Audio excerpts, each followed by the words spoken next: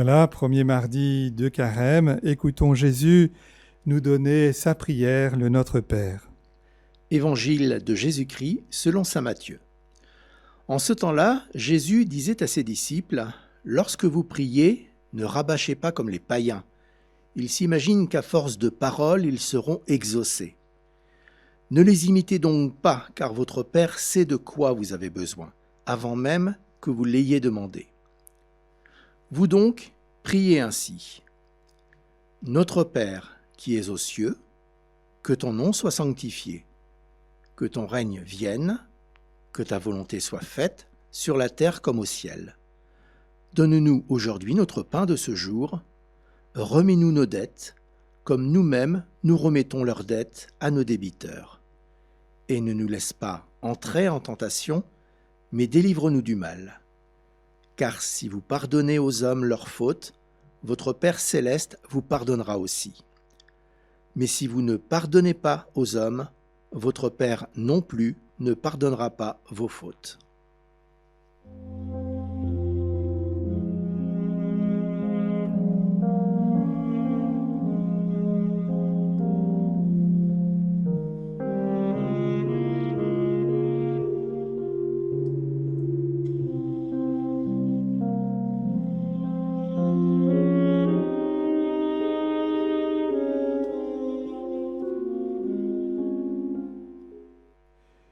Voilà mes amis, nous avons déjà entendu l'introduction de ce Notre Père le jour du mercredi des Cendres. Vous donc, quand vous priez, retirez-vous dans le secret. Au fond, Jésus nous apprend à prier. Nous le voyons prier ailleurs dans l'Évangile, quand il se retire dans le désert ou dans la montagne, quand il prie son Père pour Lazare, lorsqu'il loue son Père pour tout ce qui est révélé aux petits et caché aux savants, à Gethsémani et bien sûr sur la croix. Nous apprenons de lui et sur lui, mais aussi sur la prière, à chaque fois que nous le voyons et l'écoutons dans sa prière. Mais le Notre Père est une prière qui nous est spécifiquement confiée. C'est la prière que Jésus nous donne, et elle est à ce titre très particulière, c'est la prière du Seigneur. Méditons-la ensemble dans son déroulé, dans l'ordre de son énonciation. Notre Père qui es aux cieux, rappelons-nous qu'elle est d'abord une prière trinitaire. Cette remarque peut vous paraître curieuse, pourtant les trois personnes de la Trinité sont toujours à l'œuvre lorsque nous prions comme Jésus nous l'a appris. C'est bien Jésus qui nous l'enseigne, c'est bien vers le Père que nous nous tournons, et c'est grâce à l'Esprit Saint que nous pouvons dire à Dieu « Abba, Père ». Cette prière d'emblée nous pose en frères et sœurs. Quelque part, dire « Notre Père », c'est accepter de repartir de la prière en regardant les autres autrement. De ce point de vue-là, et dès les premiers mots, la prière est exigeante. Elle possède une force de transformation à laquelle il n'est pas toujours facile de consentir. Enfin, nous prions Dieu comme un Père qui est aux cieux, c'est-à-dire qu'il est aussi proche de nous qu'un père peut l'être de ses enfants, et aussi loin de nous que la terre est éloignée du ciel. Bref, Dieu est insaisissable. Que ton nom soit sanctifié. Commençons par lever une difficulté, si vous voulez bien. Il n'y a pas plus saint que Dieu lui-même. Il est le 3 fois saint, ce qui, dans la culture juive et hébraïque, est une forme de superlatif. Il est le plus saint. Il n'y a pas plus saint que lui. Il est à la source de toute sainteté.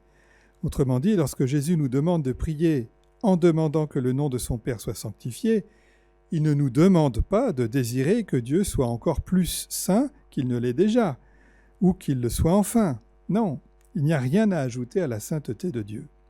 Ce que nous demandons, c'est que la sainteté du nom de Dieu soit manifestée dans la vie des hommes, et en particulier dans notre vie personnelle. Et il y a deux manières principales pour Dieu de manifester la sainteté de son nom parmi les hommes, soit en nous permettant de vivre dans son esprit saintement, et de fait, la gloire de Dieu est manifeste lorsque des femmes et des hommes vivent si proches de lui que leur vie nous parle de Dieu. Ce sont les saintes et les saints, parce qu'il est possible de vivre selon l'Évangile. L'autre façon de sanctifier le nom de Dieu, c'est de le laisser agir en nous par le pardon et la miséricorde pour que nous soyons réajustés à son amour.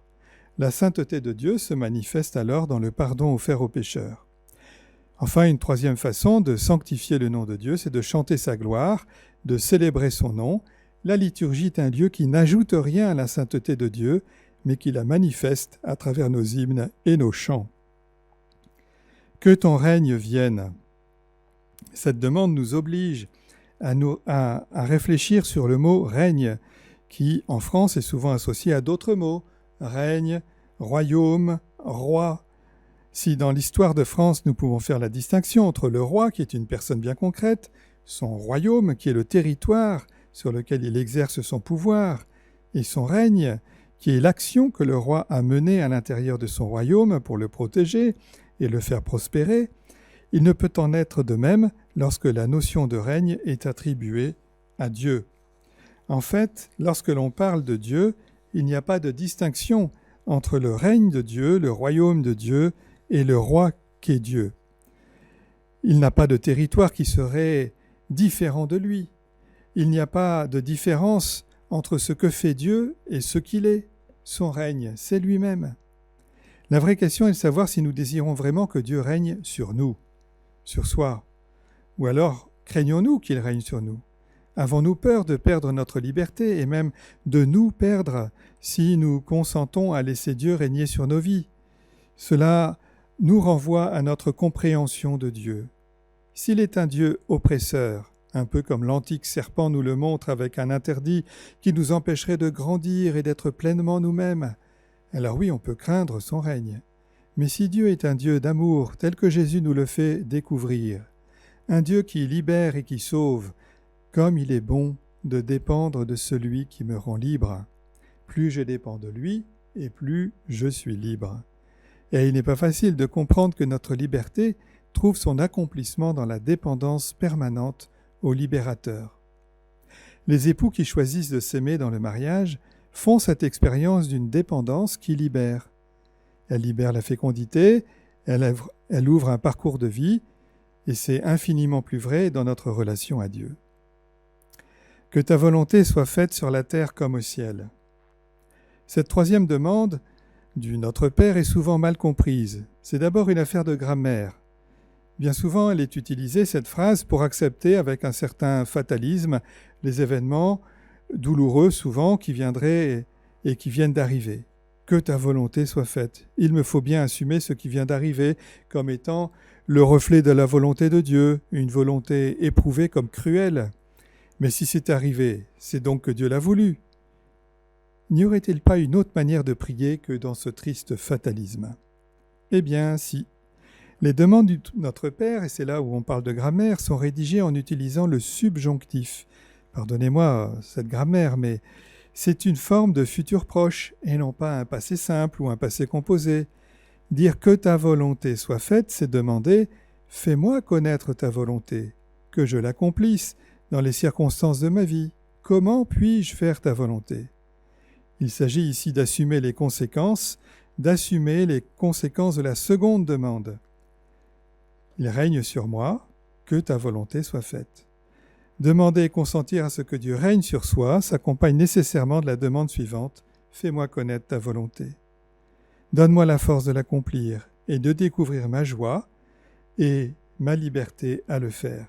Dans notre monde d'aujourd'hui, moi j'ai bien conscience que c'est une demande étrange, et ça l'était probablement aussi à l'époque de Jésus.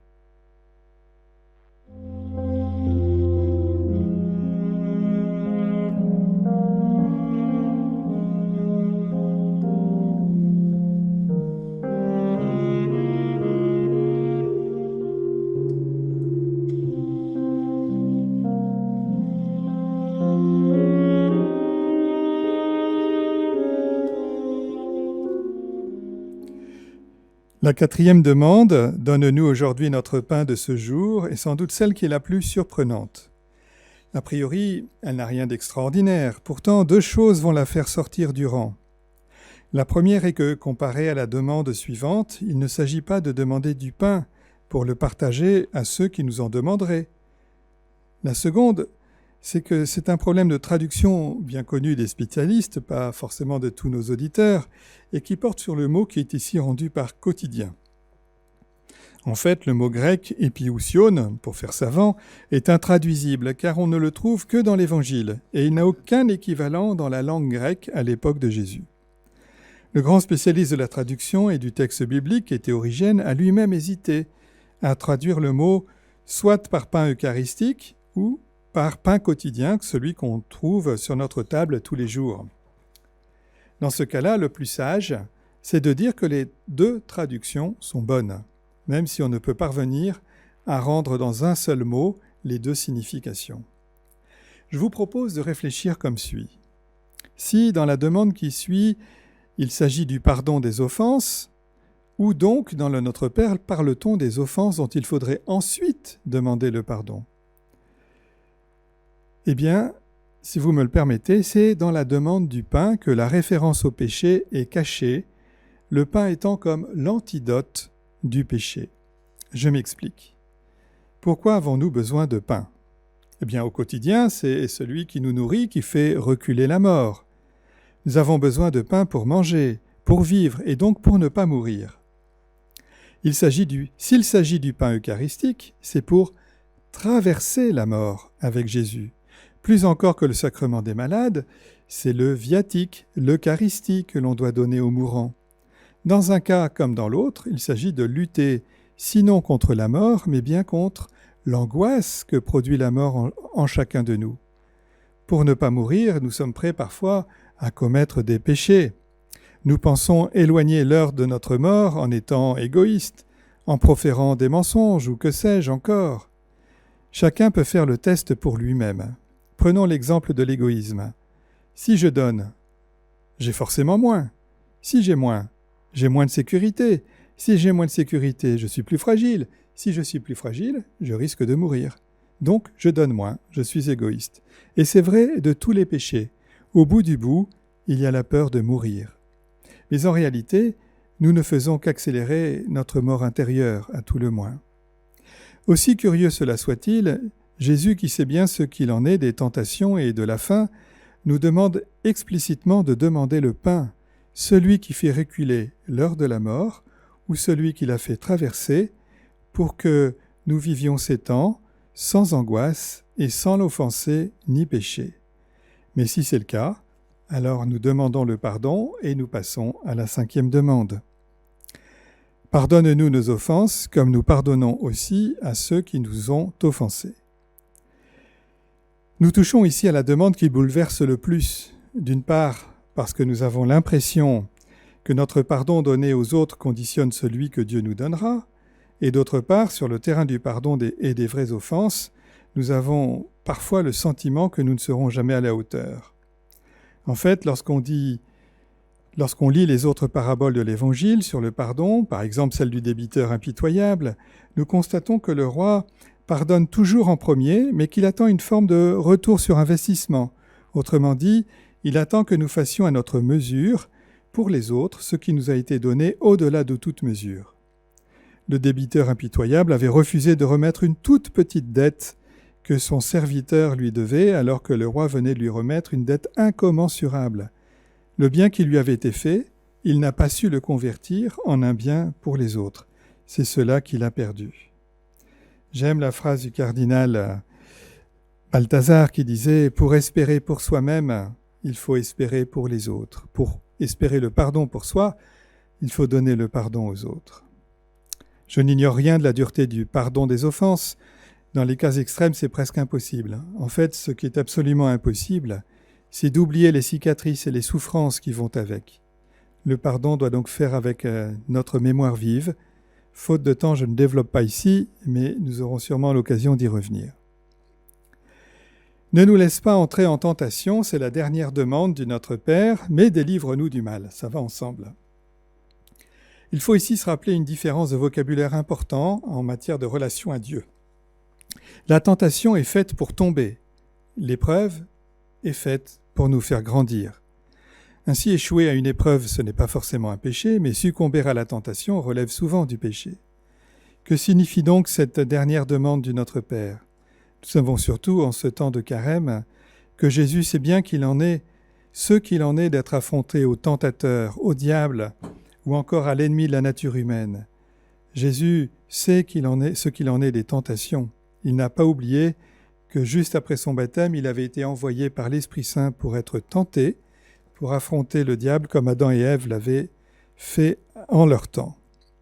Alors je vous invite à prendre à nouveau le temps de redire ce Notre Père avec l'enrichissement que nous venons d'entendre. D'une seule fois, nous redisons « Notre Père, qui es aux cieux, que ton nom soit sanctifié, que ton règne vienne, que ta volonté soit faite sur la terre comme au ciel. Donne-nous aujourd'hui notre pain de ce jour. Pardonne-nous nos offenses comme nous pardonnons aussi à ceux qui nous ont offensés, et ne nous laisse pas entrer en tentation, mais délivre-nous du mal. Regarde ta famille, Seigneur, et fais que notre esprit, affiné par la maîtrise de nos sens, resplendisse à tes yeux du désir de te trouver. Amen.